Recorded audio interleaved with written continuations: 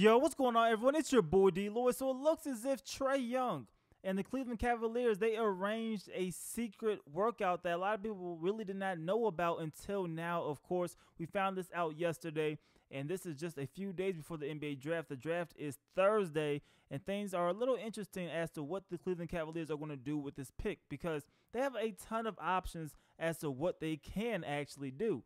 They could decide to go ahead and try to keep LeBron James and get a veteran player. If they do that, of course, they want to trade that 8th overall draft pick to another team and try to get a proven vet back. They may have to go ahead and include Kevin Love as well if they want a big-time player in return. So it'll be the 8th overall pick and Kevin Love. They'll have to get somebody whose salary matches, of course, because they are way completely in debt, quote unquote, when it comes to the salary cap situation. So you have to get somebody getting paid in the $20 million range, unless the other team, of course, has enough cap space. So that is something that they could do potentially on Thursday night. You also have a few draft hopefuls who could actually go with the 8th spot. Trae Young is one who could definitely fit in.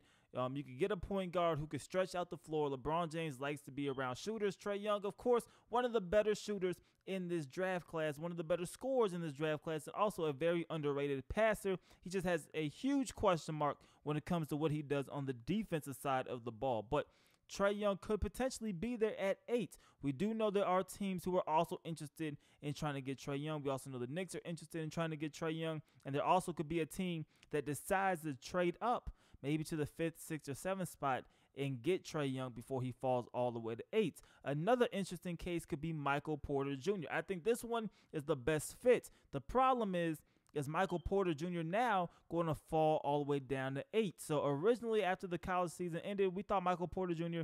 will be around that 7 to 10 spot. Michael Porter Jr., since then, his stock has risen, and now we hear him potentially going as high as number 2 to the Sacramento Kings. Now, will that happen? I'm not quite sure right now, but we know he can go a little bit higher, but we don't know exactly how much his stock fell. Once again, with more injury news, we don't know exactly how hurt he is. He says he's 100% fine. The media blew everything out of proportion, but he really hasn't played in college because of his past injuries. We don't know exactly where he is at with it, but a high-risk, high-reward player in Michael Porter Jr. If the Cavs, they go and they draft him, I think that's a great fit. Yes, he can be a bust if he can't stay healthy, but the ceiling for Michael Porter Jr., at least in my opinion, is extremely high. Trae Young, I think he comes in, like I said, he could score. I think he could score in college. He'll be able to score in the pros.